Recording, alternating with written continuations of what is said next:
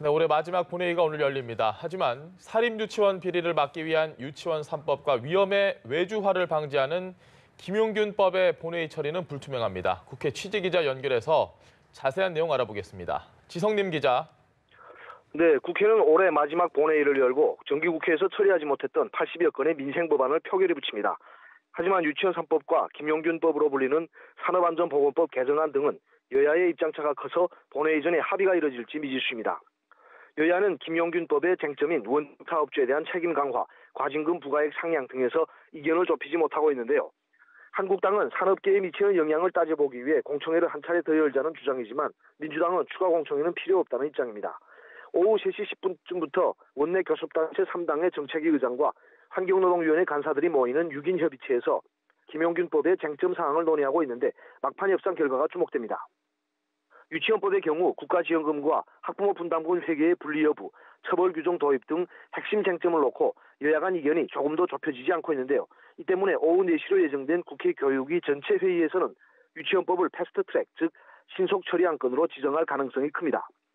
패스트트랙은 소관상임위원회 전체 회의에서 재적의원 5분의 3 이상 찬성으로 지정되는데 교육위 위원 15명 중 더불어민주당 7명, 바른미래당 2명으로 민주당과 바른미래당이 손잡을 경우 패스트트랙 처리는 가능합니다.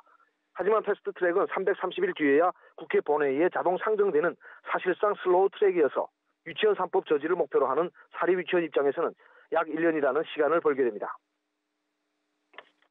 네, 본회의를 앞두고 여야 3당 원내대표가 오전에는 만났는데 합의를 이루진 못했습니다. 오후에 지금 다시 만난다고 하죠.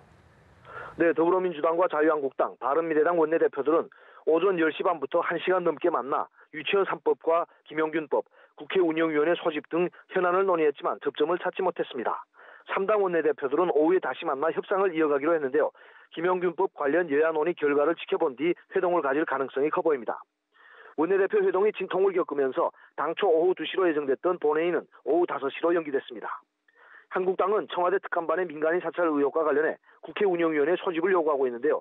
특히 조국 청와대 민정수석이 운영위에 출석해야 쟁점 법안에 합의할 수 있다는 입장입니다. 하지만 민주당 홍영표 원내대표는 한국당의 운영위 소집 요구를 받아들일 수 없다며 한국당이 유치원법과 산업안전보건법 처리를 막기 위해 운영위 소집 요구로 물타기를 한다고 비판했습니다. 지성님 기자, 자유한국당이 청와대의 민간인 사찰 의혹에 이어서 블랙리스트 의혹도 제기하며 전 환경부 장관을 고발한다고 하는데 관련 소식도 전해주시죠. 네, 한국당은 전 정권의 인사를 찍어내기 위한 이른바 블랙리스트를 환경부가 작성해 청와대에 보고했다며 김은경 전 환경부 장관 등을 직권남용 혐의로 오늘 고발하겠다고 밝혔습니다. 또한 오전에 열린 당회의에서 나경원 원내대표는 블랙리스트가 전 부처에서 어느 정도로 이루어졌는지 살펴봐서 하나씩 밝혀진다면 국정조사로 갈 수밖에 없다고 말했습니다. 나 원내대표는 어제 이뤄진 검찰의 청와대 압수수색에 대해서는 압수수색을 빙자한 보여주기로 짐작된다며 검찰이 봐주기 수사로 일관한다면 특검을 검토할 수밖에 없다고 강조했습니다. 지금까지 국회에서 연합뉴스TV 지성림입니다.